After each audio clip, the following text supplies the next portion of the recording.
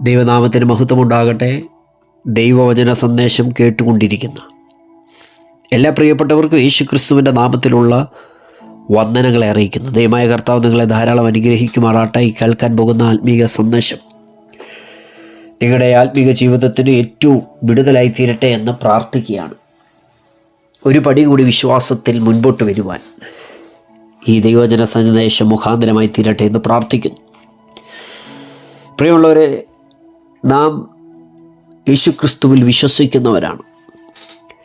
നമ്മുടെ ജീവിതത്തിനുണ്ടായ വ്യത്യാസം അതുതന്നെയാണ്. ലോകത്തിലുള്ള മറ്റു വ്യക്തികളിൽ നിന്ന് നമ്മളെ വ്യത്യസ്തരാക്കുന്നത് ആ ഒരു കാര്യമാണ്, നമ്മുടെ അകത്തുള്ള വിശ്വാസം. നാം എന്താണ് വിശ്വസിച്ചത്? നമ്മളെ വിശ്വാസികളെന്നാണ് മറ്റുള്ളവർ അഭിസംബോധന ചെയ്യുന്നത്. നാം വിശ്വസിച്ചു, യേശുക്രിസ്തു എൻ്റെ പാപങ്ങളെ പരിഹരിക്കുവാൻ ഈ ലോകത്തിൽ വന്നു. 33.5 തിരുവയസ്സിൽ കാൽവരി കുരിശിൽ 2 കള്ളന്മാരുടെ മധ്യത്തിൽ, ആകാശത്തിനും ഭൂമിക്കും മധ്യേ 3 ആണികളിൽ മേൽ യാഗമായി തീർന്നു. 3-ാം ദിവസം അതിശക്തിയോടെ കല്ലറകളെ ഭേദിപ്പിച്ച്, മരണത്തെ തോൽപ്പിച്ച്, പിശാചിനെ തോൽപ്പിച്ച് ഉയർത്തെഴുന്നേറ്റു. ഇന്നും ജീവിക്കുന്നു. അതാണ് നമ്മുടെ വിശ്വാസം. യേശുക്രിസ്തു ഉയർത്തതാണ് നമ്മുടെ വിശ്വാസത്തിന് ഇന്നും ശക്തിയുണ്ട് എന്ന് പറയാൻ കാരണം. 1 കൊരിന്ത്യർ ലേഖനം 15:17 വായിക്കുന്നു, ക്രിസ്തു ഉയർത്തിട്ടില്ല എങ്കിൽ നിങ്ങളുടെ വിശ്വാസം വ്യർത്ഥമത്രേ. എന്നാൽ ക്രിസ്തു ഉയർത്തെഴുന്നേറ്റിരിക്കുന്നത് കൊണ്ട് നമ്മുടെ വിശ്വാസം വെറുതെ ആയിട്ടില്ല.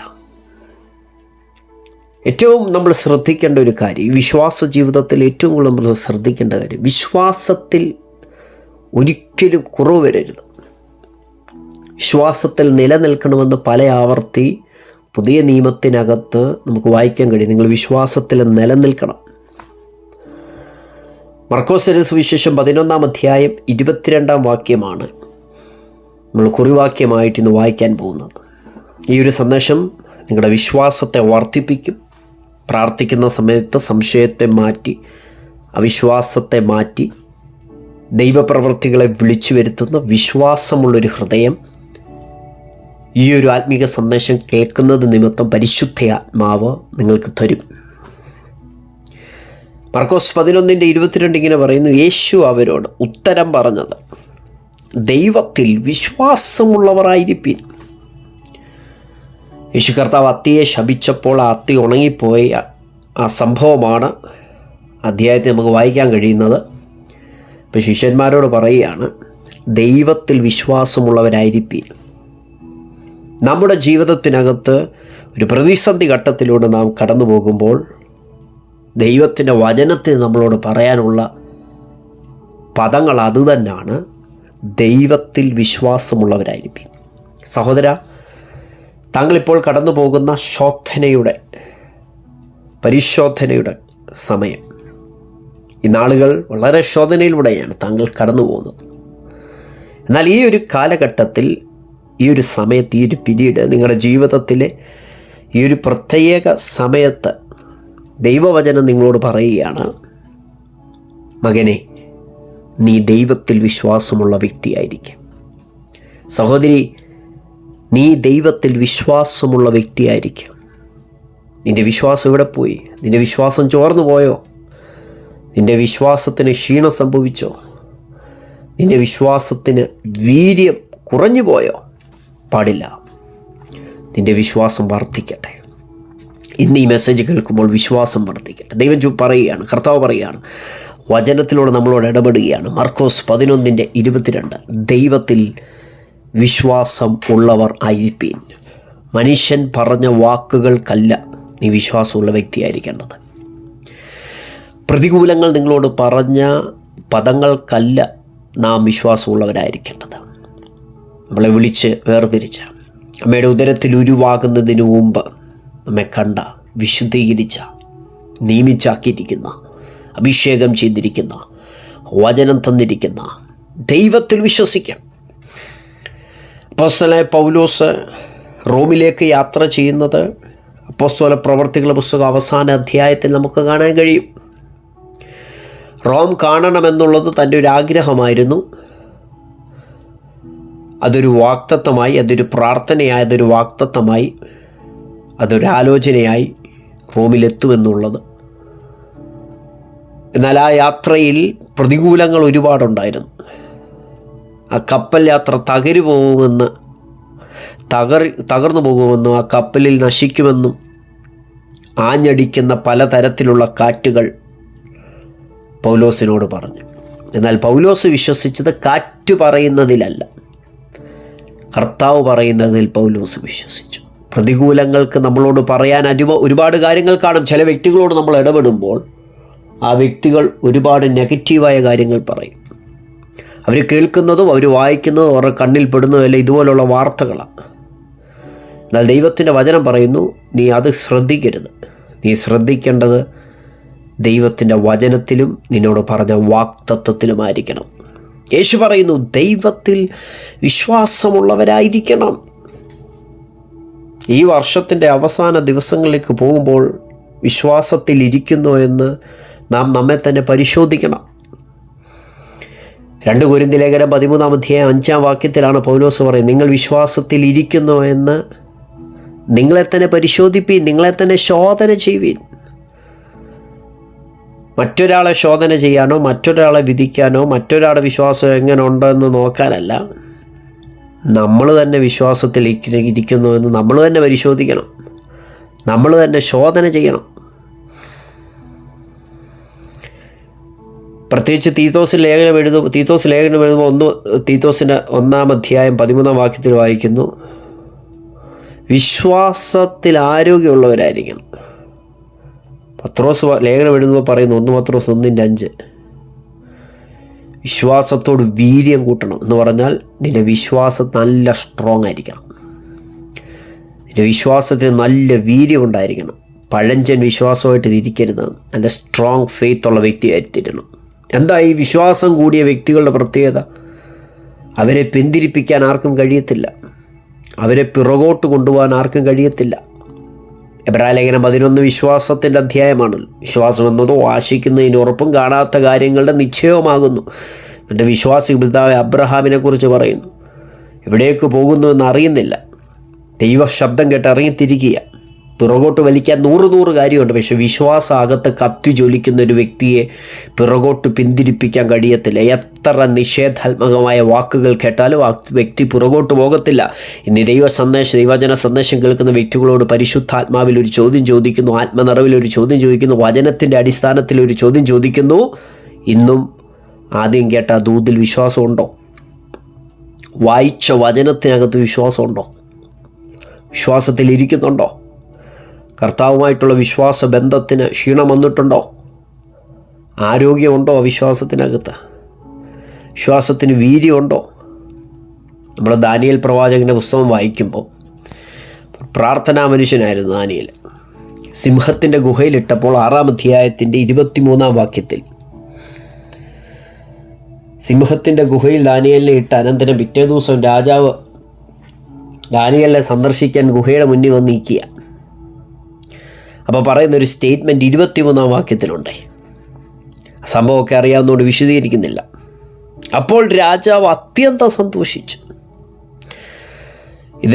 ഈ ഒരു സമയം എന്താണെന്ന് ചോദിച്ചാൽ, ഈ വാക്യം പറയുന്ന പശ്ചാത്തലം എന്താണെന്ന് ചോദിച്ചാൽ, സിംഹത്തിൻ്റെ ഗുഹയിലിട്ട് പിറ്റേ ദിവസം രാവിലെ എഴുന്നേറ്റ് ദാനിയേലിനെ വിളിച്ചപ്പോൾ ദാനിയേൽ ഉത്തരം പറഞ്ഞു. സിംഹത്തിൻ്റെ ഒരു പ്രശ്നവും സിംഹമൊന്നും ദാനിയേലിന് ദോഷം വരുത്തിയില്ല. അപ്പോഴാണ് പറയുന്നത്, അപ്പോൾ രാജാവ് അത്യന്തം സന്തോഷിച്ചു, ദാനിയേലിനെ ഗുഹയിൽ നിന്ന് കയറ്റുവാൻ കൽപ്പിച്ചു. അവർ ദാനിയേലിനെ ഗുഹയിൽ നിന്ന് കയറ്റി. അടുത്ത സ്റ്റേറ്റ്മെൻറ്റാണ് എന്നെ സ്ട്രൈക്ക് ചെയ്തത്. അവൻ തൻ്റെ ദൈവത്തിൽ വിശ്വസിച്ചിരുന്നത് കൊണ്ട് അവന് യാതൊരു കേടും പറ്റിയതായി കണ്ടില്ല. ആ പദത്തിന് ഒരുപാട് അർത്ഥമുണ്ട് കേട്ടോ. ഇതിനെ കേടുവരുത്തുവാൻ, പ്രാർത്ഥിക്കുന്ന വ്യക്തിക്ക് കേടുവരുത്താനാണ് കൂടെയുള്ളവരെല്ലാവരും ശ്രമിച്ചത്. പക്ഷെ അവിടെ എഴുതി വെച്ചിരിക്കുന്നു, കേടുപറ്റിയില്ല. കേടുപറ്റാത്തതിൻ്റെ ഒരൊറ്റ കാര്യമുള്ളൂ, ദാനിയേൽ വലിയ ബുദ്ധിമാനായതുകൊണ്ടൊന്നുമല്ല, ദാനിയേൽ വലിയ വിശുദ്ധനായതുകൊണ്ടല്ല. അതിനകത്ത് പറഞ്ഞിരിക്കുന്ന പദം ഇതാണ്, അവൻ തൻ്റെ ദൈവത്തിൽ വിശ്വസിച്ചിരുന്നത് കൊണ്ട്. എന്തുകൊണ്ടാണ് ദാനിയേൽ വിശുദ്ധനായി ജീവിച്ച്? ദൈവത്തിൽ വിശ്വാസമുള്ളതുകൊണ്ടാണ്. എന്തുകൊണ്ടാണ് ദാനിയേൽ പ്രാർത്ഥിച്ചത്? വിശ്വാസം ഉണ്ടായിരുന്നുകൊണ്ടാണ്. എന്തുകൊണ്ടാണ് ദാനിയേൽ രാജാവിന് മുമ്പിൽ വണങ്ങാതിരുന്നത്? ദൈവത്തിൽ വിശ്വാസം ഉണ്ടായിരുന്നുകൊണ്ടാണ്. ദാനിയേലിൻ്റെ പ്രവർത്തികളെ മുഴുവൻ ഒറ്റ പദത്തിൽ ബൈബിൾ രേഖപ്പെടുത്തിയിരിക്കുക. ദൈവത്തിൽ വിശ്വസിച്ചിരുന്നത് കൊണ്ട് അവന് യാതൊരു കേടും പറ്റിയതായി കണ്ടില്ല. അവൻ്റെ വിശ്വാസത്തിന് കോട്ടം പറ്റിയില്ല. എന്നെ കേൾക്കുന്ന പ്രിയരെ, നമ്മുടെ വിശ്വാസത്തിന് കേടുപറ്റുവാൻ സാധ്യതയുള്ള ഒരുപാട് സംഭവങ്ങളിലൂടെ നമ്മൾ കടന്നു പോകും കേട്ടോ. പക്ഷേ വിശ്വാസത്തിന് കേടുപറ്റുവാൻ ദൈവം സമ്മതിക്കത്തില്ല. നമ്മൾ പ്രാർത്ഥിക്കുന്ന വ്യക്തികളാണ്. ഈ സന്ദേശം കേൾക്കുന്ന 100% ആളുകളും പ്രാർത്ഥിക്കുന്നവർ. എല്ലാവരും ഇത് കേൾക്കുകയല്ല. ദൈവവചനം കേൾക്കുവാനുള്ള ആർത്തിയുള്ളവരെ ഇത് കേൾക്കുകയുള്ളൂ. അങ്ങനെയുള്ളവരോട് ഞാനൊരു കാര്യം പറയാം. പ്രാർത്ഥിക്കുന്നവരെ, നമ്മുടെ പ്രാർത്ഥന ഏറ്റവും കൂടുതൽ പവർഫുൾ ആവുന്നത് ഒച്ചത്തിൽ പ്രാർത്ഥിക്കുന്നതുകൊണ്ടല്ല, ഒരുപാട് സമയത്ത് പ്രാർത്ഥിക്കുന്നതുകൊണ്ടുമല്ല. നമ്മുടെ പ്രാർത്ഥനയ്ക്കകത്ത് വിശ്വാസമുണ്ടാകുമ്പോഴാണ് ആ പ്രാർത്ഥന ഏറ്റവും കൂടുതൽ പവർഫുള്ളാകുന്നത്. ഒന്ന് ചിന്തിച്ച് നോക്കിക്കുക. എൻ്റെ പ്രാർത്ഥനയ്ക്ക് വിശ്വാസമുണ്ടോ? എൻ്റെ പ്രാർത്ഥനയ്ക്കകത്ത് വിശ്വാസത്തിൻ്റെ അളവ് എത്രത്തോളമാണ്? ഇന്ന് എത്ര പേര് പ്രാർത്ഥിക്കും, കർത്താവേ ഞാൻ പ്രാർത്ഥിക്കുമ്പോൾ വെറുതെ പ്രാർത്ഥിക്കില്ല, വിശ്വാസത്തോടു കൂടി പ്രാർത്ഥിക്കാനുള്ള ഒരു അഭിഷേകം എൻ്റെ മേൽ പകരണമെന്ന്. 1-2 വാക്യങ്ങൾ നിങ്ങളുടെ ശ്രദ്ധയിൽ കൊണ്ടുവരാം.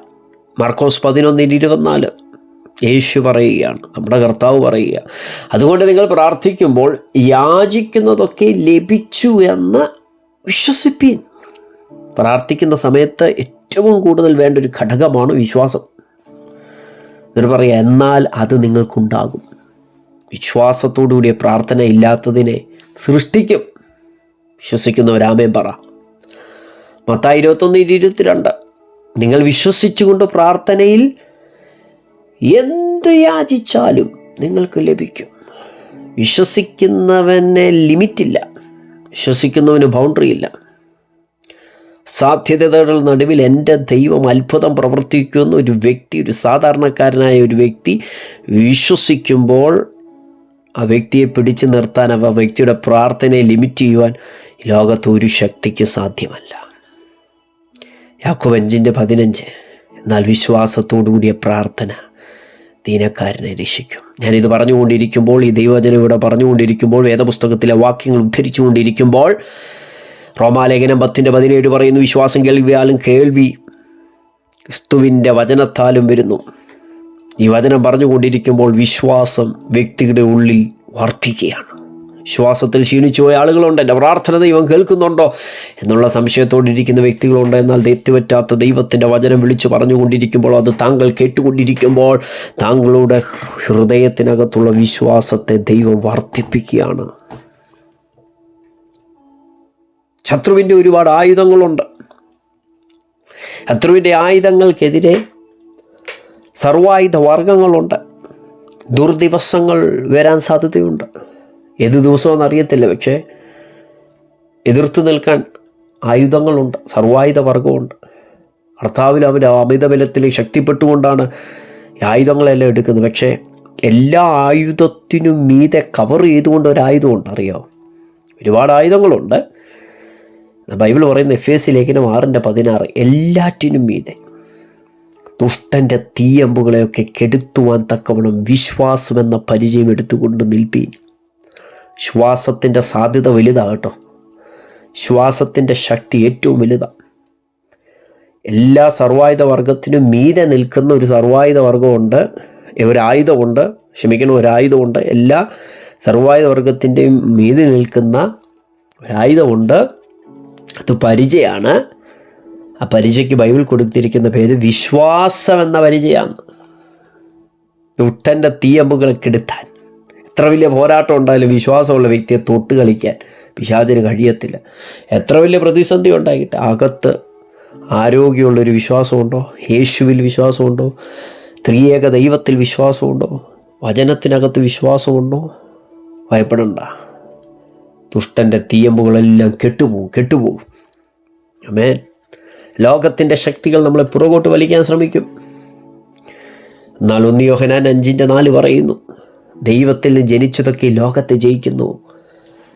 ലോകത്തെ ജയിച്ച ജയമോ നമ്മുടെ വിശ്വാസമാണ്. അതേ പ്രിയരെ, വിശ്വാസത്തിന് വളരെ സാധ്യതയുണ്ട് കേട്ടോ. ഈ അന്ത്യകാലഘട്ടത്തിൽ കർത്താവ് ചോദിക്കുന്നൊരു ചോദ്യമുണ്ട്. ലൂക്കോസ് 18:8. 18-ാം അധ്യായം പ്രാർത്ഥനയെക്കുറിച്ചാണ് നമ്മൾ പറയുന്നത് അല്ലേ? ഒരു വിധവയായ സ്ത്രീ ഒരു ന്യായാധിപൻ്റെ അടുത്ത് വന്ന് തന്നെ ന്യായം പാലിച്ചു തരണമെന്നൊക്കെ പറഞ്ഞിട്ട് അടുത്തു പോകാതെ പ്രാർത്ഥിക്കുന്ന ഉപമയൊക്കെ പറഞ്ഞിട്ട് 8-ാം വാക്യത്തിൽ പറയാം, മനുഷ്യോത്തരം വരുമ്പോൾ വിശ്വാസം കണ്ടെത്തുമെന്ന് ഭൂമിയിൽ. ആമേൻ. യേശു ചെയ്ത സകല അത്ഭുതങ്ങളുടെയും പിന്നിൽ വിശ്വാസമെന്ന ഘടകം ഏറ്റവും കൂടുതലുണ്ടായിരുന്നു. അവിശ്വാസവും കോട്ടയുമുള്ള തലമുറയെ എത്രത്തോളം ഞാൻ നിങ്ങളെ സഹിക്കുമെന്നാണ് ലൂക്കോസ് 9:41 ചോദിക്കുന്നു. വിശ്വാസം നിമിത്തം ആശ്ചര്യപ്പെട്ടെന്ന് മർക്കോസ് 6:6 ഉണ്ട്. അതുകൊണ്ട് ഈ സന്ദേശം കേൾക്കുന്ന പ്രിയരെ, സകല അവിശ്വാസം എടുത്തുകളാം. ദൈവത്തിന് ഈ ഒരു സെക്കൻഡിലും നമുക്ക് വേണ്ടി പ്രവർത്തിക്കാൻ കഴിയും. അവിടുത്തെ ചെവി മന്ദമായി പോയിട്ടില്ല, അവിടുത്തെ കൈ കുറുകിപ്പോയിട്ടില്ല. സാധ്യങ്ങളെ സാധ്യമാക്കുന്നവന്. അബ്രഹാമിനെ കുറിച്ച് വായിക്കുമ്പോൾ റോമാലേഖനം 4-ാം അധ്യായത്തിൻ്റെ 19 തൊട്ട് 20 വരെയുള്ള വാക്യത്തിനകത്ത് അദ്ദേഹത്തിൻ്റെ വിശ്വാസത്തെക്കുറിച്ച് പറയുമ്പോൾ എല്ലാ സാധ്യതകളും അടഞ്ഞിരിക്കുക. ഒരുപാട് കാര്യങ്ങളെക്കുറിച്ച് ഗ്രഹിച്ചു, ഒരുപാട് സ്റ്റഡി ചെയ്തു. സാറയുടെ ഗർഭപാത്രത്തെക്കുറിച്ച് അത് നിർജീവമായി പോയി, ഇനിയൊരു സാധ്യതയുമില്ല. എന്നാൽ ഇതെല്ലാം ഉണ്ടായിട്ടും 19-20 വാക്യത്തിൽ 4 കാര്യം അബ്രഹാം ചെയ്തതായിട്ടുണ്ട് കേട്ടോ. 1, വിശ്വാസത്തിൽ ക്ഷീണിച്ചില്ല, അവിശ്വാസത്തിൽ സംശയിച്ചില്ല, വിശ്വാസത്തിൽ ശക്തിപ്പെട്ടു, ദൈവത്തിന് മഹത്വം കൊടുത്തു. ഇപ്പോഴായിരിക്കുന്ന സാഹചര്യത്തിൽ 1, വിശ്വാസത്തിൽ ക്ഷീണിക്കല്ല് കേട്ടോ. അവിശ്വാസം കടന്നു വരുമ്പോൾ, അവിശ്വാസത്തിൻ്റെ വാക്ക് കേൾക്കുമ്പോൾ, അവിശ്വാസത്തിൻ്റെ ന്യൂസ് കേൾക്കുമ്പോൾ അവിശ്വാസത്തിൽ നീ സംശയിക്കരുത്. പകരം അവിശ്വാസം കുറഞ്ഞിട്ട് വിശ്വാസത്തിൽ ശക്തിപ്പെട്ട് ദൈവത്തിന് മഹത്വം കൊടുക്കുക. എത്ര പേർക്ക് ഈ സമയം ദൈവത്തിന് മഹത്വം കൊടുക്കാൻ പറ്റും? എനിക്കറിയാം, ഈ വചനത്തിലൂടെ പരിശുദ്ധാത്മാവ് അനേകരെ തൊട്ടിട്ടുണ്ട്, തൊടുകയാണ്. നിന്റെ വിശ്വാസം വർദ്ധിക്കട്ടെ. എങ്ങനെയാണ് വിശ്വാസം വർദ്ധിക്കുന്നത്? 1, പ്രാർത്ഥനയിലൂടെ. ഒരപ്പൻ തൻ്റെ മകനെ സൗഖ്യമാക്കുവാൻ യേശുവിൻ്റെ അടുക്കൽ വന്നപ്പോൾ പറയുന്നൊരു കാര്യം മർക്കോസിന്റെ സുവിശേഷം 9-ാം അധ്യായത്തിൽ 24 ബാലൻ്റെ അപ്പൻ ഉടനെ നിലവിളിച്ച്, കർത്താവെ, ഞാൻ വിശ്വസിക്കുന്നു, എൻ്റെ അവിശ്വാസത്തിന് സഹായിക്കണമേ എന്ന് പറഞ്ഞു. അപ്പം നമ്മുടെ പ്രാർത്ഥന നമ്മുടെ അവിശ്വാസത്തെ മാറ്റി വിശ്വാസത്തെ വർദ്ധിപ്പിക്കും. വിശ്വാസത്തിൻ്റെ നായകനാണ് യേശു ക്രിസ്തു. വിശ്വാസത്തിൻ്റെ നായകൻ. വിശ്വാസത്തിൻ്റെ നായകനോട് പറ, ആ അപ്പം വന്ന് ചോദിച്ചതുപോലെ യേശുവിൻ്റെ അടുക്കൽ വന്ന്, കർത്താവെ, എൻ്റെ വിശ്വാസം എത്ര പേര് പ്രാർത്ഥിക്കും? എൻ്റെ വിശ്വാസത്തെ ഒന്ന് വർദ്ധിപ്പിച്ച് തരണേ കർത്താവെ, എൻ്റെ വിശ്വാസത്തെ ഒന്ന് വർദ്ധിപ്പിച്ച് തരണമേ. Founder and perfecter of our faith എന്നാണ് യേശുവിനെ കുറിച്ച് പറയുന്നത്. വിശ്വാസത്തിൻ്റെ നായകൻ. ആ കർത്താവിനോട് പറ, എൻ്റെ വിശ്വാസത്തെ ഒന്ന് വർദ്ധിപ്പിക്കണേ. 2 ദൈവവചനം കേട്ടുകൊണ്ടിരിക്കുമ്പോഴാണ് നമ്മുടെ വിശ്വാസം വർദ്ധിക്കുന്നത്. റോമർ 10:17. ദൈവവചനം വായിക്കണം, ദൈവവചനം കേൾക്കണം. അതിനകത്താണ് നമ്മുടെ വിശ്വാസം വർദ്ധിക്കുന്ന കാര്യം എഴുതി വച്ചിരിക്കുന്നത്, വചനത്തിനകത്ത്. തീർച്ചയായിട്ടും ദൈവം അപ്രകാരം ഒരു ദൈവപ്രവൃത്തി നമ്മുടെ സ്പിരിച്വൽ ലൈഫിനകത്തായിരിക്കും.